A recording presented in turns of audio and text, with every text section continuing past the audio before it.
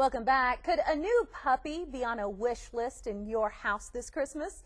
You better be prepared. The Humane Society says up to 8 million pets are abandoned in U.S. shelters every year. Pro News 7's Jay Ricci has more for you in this week's Consumer Confidential. Jay? Lisa, many times that abandoning happens because people are just too overwhelmed by their pet's bad behavior. A dog trainer can relieve a lot of that frustration and keep those numbers down. My report today hopes to show you what training involves. Good. That's not so scary, is it? Trainer Tiffany Lambert says people like her handle all kinds of behavior issues. We see a large range, barking, jumping, biting, house training, separation anxiety. We get a lot of things, a wide range.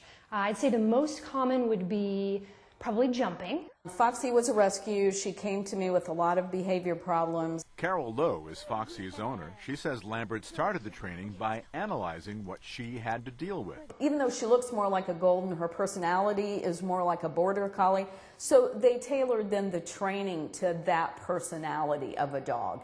And that's what really, has helped so much.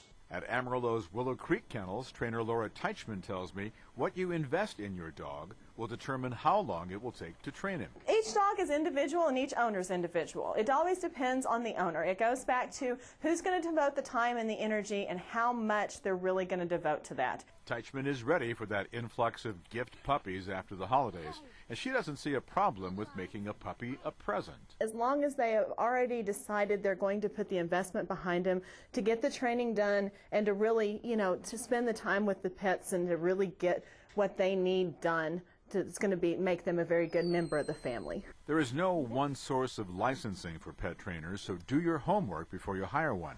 Ask about certification, for one thing. Also, how long have they been training? What's their experience with the type of animal that you actually have?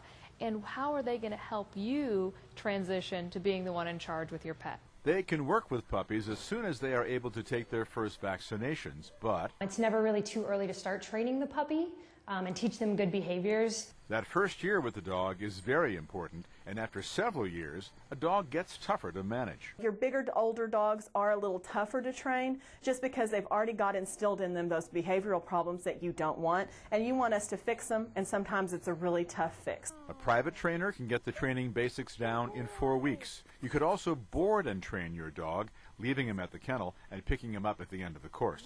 What about group training? Typically, if you are training the dog in a group scenario where you're not the individual focus of the trainer, it's going to take up to 6 to 8 weeks for you to do a very good job. And I asked her what she would tell a young child who's about to get this new pup Christmas morning.